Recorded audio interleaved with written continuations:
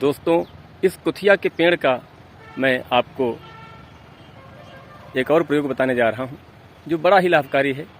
हमारे शरीर में शारीरिक शक्ति की जब कमी हो जाती है, गुप्त रोग घेरने लगते हैं और उससे जब पीड़ित होते हैं तो हज़ारों रुपए डॉक्टर और वैद्यों को दिया करके देते हैं और किसी को बताते भी नहीं और वो खूब खुल करके हमें लूटते हैं।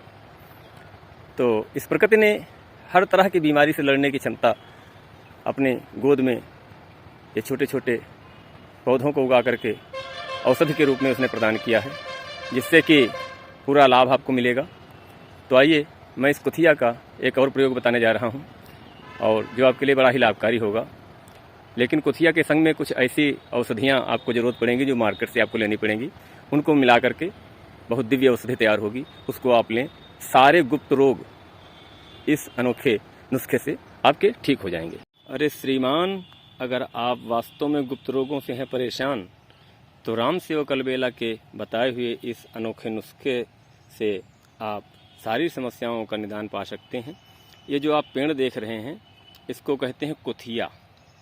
इसकी पत्तियों को आप ले आइए और उनको छाया में सुखा लीजिए।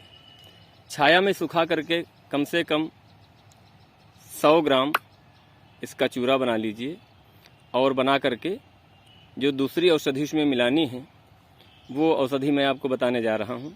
पंसारी की दुकान पर चले जाइए और वहाँ से आप 100 ग्राम अश्वगंध पिसा हुआ आप ले आइए।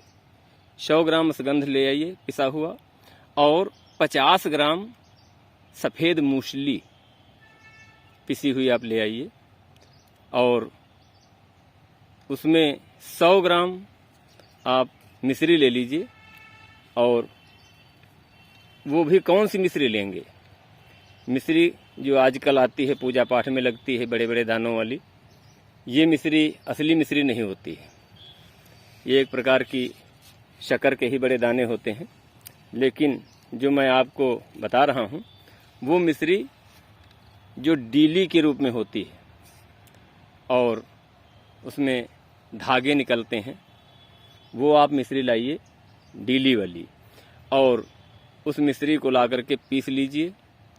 तो 100 ग्राम इस कुथिया की इन पत्तियों का चूरा और इन पत्तियों को ले जा करके आप छाया में सुखाएं, धूप में मत सुखाएं, क्योंकि धूप में सुखाने से इनमें जो ताकत होती है वो क्षीण हो जाती है सूर्य की रोशनी से। इसलिए सूर्य की जो परावैंगनी किरणें इस पे पड़ती हैं तो इनकी जो ताकत होती है वो क्षीण हो जाती है। इसलिए छाया में सुखाइए और छाया में सुखा करके 100 ग्राम करीब उसका चूरा बनाइए पिसा हुआ और 100 ग्राम चूरे में 100 ग्राम अश्वगंध और 50 ग्राम सफ़ेद मूसली आप उसमें मिक्स कीजिए और मिक्स करके करीब 100 ग्राम जो है मिश्री पीस करके उसमें मिला लीजिए और मिला करके एक शीशे के मर्तबान में भर करके रख लीजिए। और उसको लेना कैसे है मैं आपको बताऊंगा कि उसको जो है आप सुबह सुबह उठ करके निहार मुँह आप फ्रेश हो जाइए नित्य क्रिया करके और उसके बाद आप जो है उसको गुनगुने दूध के संग में आप लेंगे 1 चम्मच। 1 चम्मच जो आपने दवा बना करके रखी है उसको आप लेंगे गुनगुने दूध के संग में और आप देखेंगे धीरे धीरे आपके शरीर में बलिष्ठता चली आएगी और टाइमिंग भी बढ़ेगी और वीर में पौष्टिकता और मजबूती आएगी। सारे गुप्त रोग अपने आप ख़त्म होते चले जाएंगे। और इसी के संग में मैं राम सेवक अलबेला। दोस्तों, मैं जाने से पहले आपको बता दूं कि इसमें परहेज क्या करना है। परहेज में आपको खटाई बिल्कुल नहीं खानी। खटाई से ये समस्या जो आपकी है और बढ़ती जाएगी।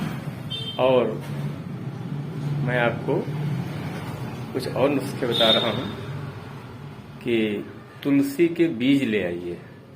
तुलसी के बीज जो ब्राउन कलर के होते हैं, उनको देसी घी में हल्का तल लीजिए और 1 चम्मच तुलसी के बीज सुबह निहार मुंह ठंडे पानी से आप लीजिए।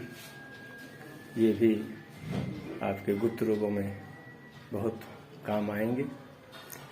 तो इसी के संग में राम सेवक अलबेला को विदा दीजिए। जय हिंद, जय भारत, जय धन्वंतरि महाराज।